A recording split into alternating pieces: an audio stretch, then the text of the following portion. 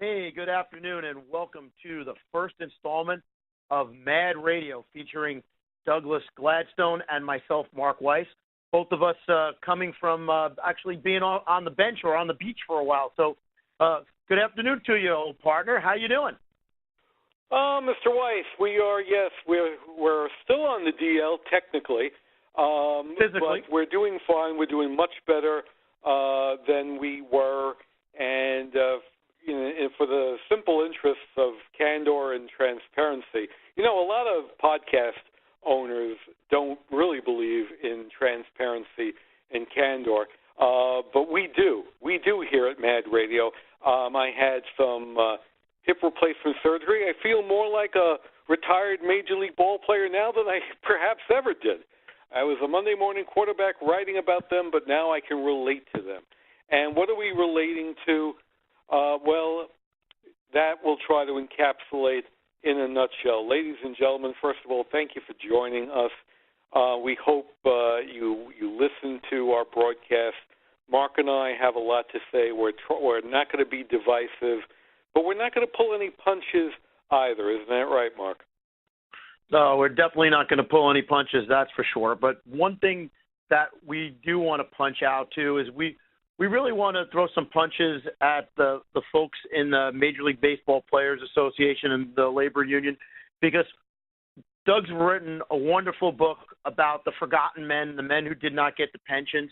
And once I met Doug last year and we started talking about it, I realized that this is a gross injustice. And anybody out there who knows me knows that, I'm not a huge social justice warrior, but when I get behind a cause because I believe it truly needs to be righted, and by writing it, it doesn't hurt other people, I'm all for it. And so we're going to meet a lot of guys this year and even some of their family members, and they're going to talk about, what they've gone through because of this injustice and what we can do to make things a lot better for them going forward so they can live out their life with quality and dignity. And along the way, believe it or not, we're going to have a little bit of fun too, and I think that that's an important thing as well. Yeah, this show has a point of view. Now, you may not subscribe to that point of view. If you don't listen. But if you just want to listen, you'll hear that essentially there are, as of this recording, 641 men who accrued at least 43 game days on an active Major League roster, but did not accrue 4 years' service on an active Major League roster, who are being shafted. There are also 210 individuals who didn't even accrue 43 game days on an active Major League roster who do not get any monies from MLB.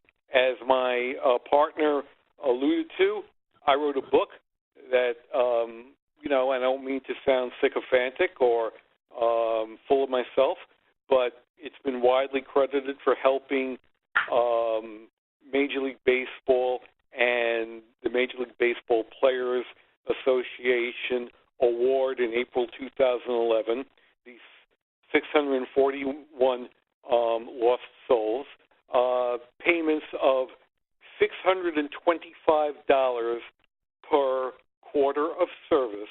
A quarter of service, as Mark said, is defined as 43 game days on an active MLB roster.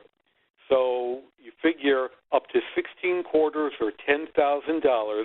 That is what these men are receiving for having played the game of baseball. Some of these men, Pat Darcy, who threw the famous Game 6 home run ball to Carlton Mr. Fisk, 75 World Series, David Clyde, George Historic Theodore, Carmen Fanzone, Max Scarce. Some of these men are household names. Others are perhaps more obscure.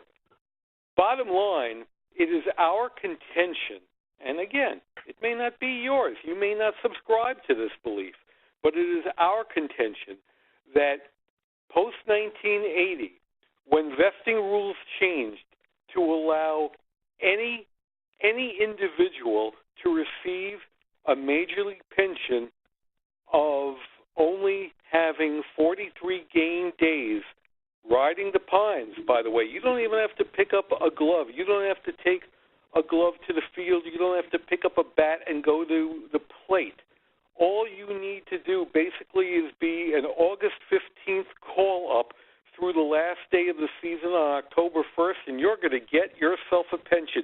It may not be a pension. Mark's friend and our friend, and when I say that, I put it in quotes, Steve Rogers, the National League Players representative in 1980 and 1981, who sold his band of brothers, short by endorsing this deal.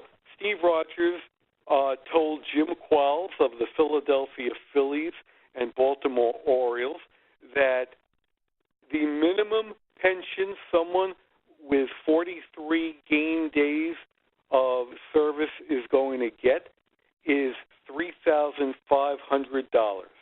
That is more, ladies and gentlemen, than what any of these men will ever make. And I'll tell you why. Because a real pension can be passed on to one of these individuals' spouses or loved ones.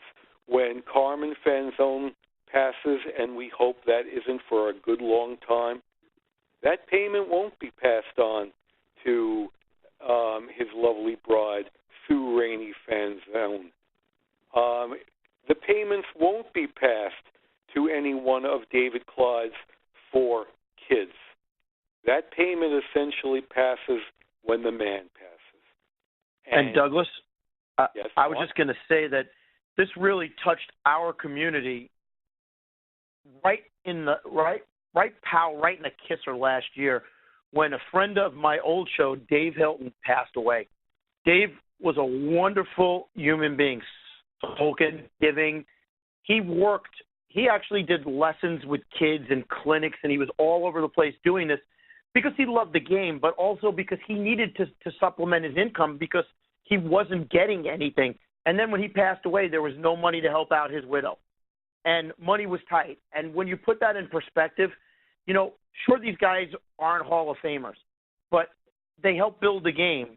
And to judge them just on 43 games that they might have been in a uniform has always been a misnomer to me. Because just like any other job, like they're in a union, and any other union job, you don't start working for the union at the top pay scale when you first join the union. You become an apprentice. And for these guys, their apprenticeship was anywhere from 2 to 7 or 8 years in the minor leagues, where they were working for major league teams. They were their employees. And so to treat them just by their major league time, I find is a huge slap in the face, and it really does go against labor law that you see in the rest of this country.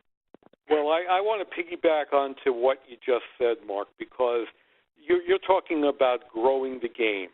And the men we're going to bat for, the Clydes, the Max Scherces, the George Theodores, et al., they were the ones who went out on picket lines, who endured labor stoppages, who went without paychecks.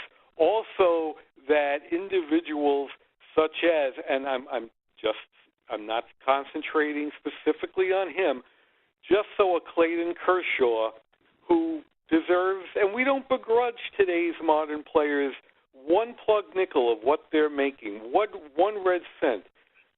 Clayton Kershaw signed a contract that paid him last year $31.17 million. That's great. But Steve Grilly stood out on picket lines for that to happen. And, on the website of the Major League Baseball Players Association, there's a, and I don't quote me exactly, but there's a mission statement that says, we're looking towards the future. And that's great. The future generation, everyone should take care of the future generation. But have a little healthy respect for the Dave Hiltons and the Patty Hiltons now, who didn't play at the correct time. That's what this is all about. People, it's been suggested, Mark, and you know this, people have suggested that I don't like unions. Nothing could be further from the truth. Unions support the working men and women of this country. Union members are the ones doing the work and paying the taxes in this country. I love unions. I love the union concept. I don't like this particular union because this particular union, the Major League Baseball Players Association, they don't care about the men who came before them. I have always said that, and I always will say that. There is no reason that Tony Clark should be earning, on top of his considerable Major League Baseball pension, and a Major League Baseball pension today is valued at $220,000 a year, according to the IRS. There is no reason that Tony Clark should also be commanding a salary, an annual salary of $2.1 million a year, which includes his health care benefits. Health care benefits which a lot of these men who I've gone to bat for and who Mark has supported now don't have. Because in addition to, again, we alluded to earlier in the conversation, in addition to staying on an active Major League roster for 43 game days and qualifying for a minimum pension of $3,500 a year, all you need is one game day to be eligible to buy into the premium MLB health insurance coverage plan. And there are a lot of men. I alluded to Jimmy Hutto. Jimmy Hutto, has had 6 orthopedic surgeries. I only have to catch up to him now. I've got 5 to catch up to him. Well, I think if we combined our efforts, we're close. Yeah, we sadly, between our producer, Eric, you and me, we're very close to Jimmy Hutto. But the bottom line is, Carmen Fanzone isn't getting health insurance. David Clyde isn't getting health insurance for Major League Baseball. And David Clyde, a lot of people think, oh, he's fit, he's 63.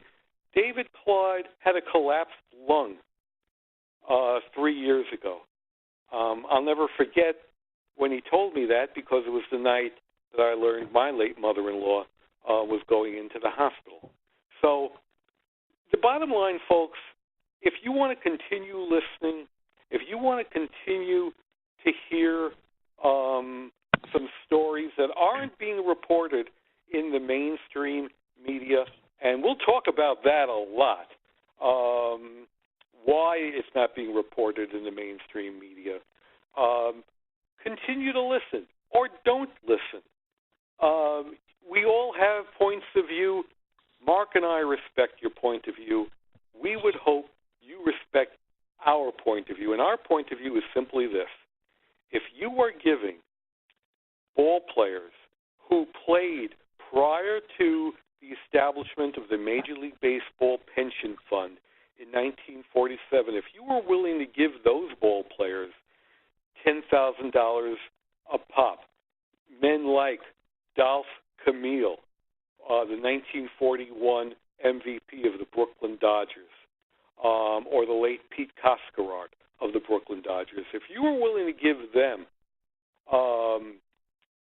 and they, again, didn't pay union dues like all of these men did, if you were willing to give them $10,000 a year, if you were willing to give Negro League veterans and their spouses lifetime health insurance in 1993, if you were willing to give Negro Leaguers on the 50th anniversary of Jackie Robinson's breaking the color barrier, if you were willing to give them $10,000 a man without qualifications, if you were willing to give 89 other veterans of the Negro Leagues in 2005 the princely sum of $40,000 for 4 years, or $350 a month for life, no strings attached, meaning you didn't have to play in the majors to earn that, then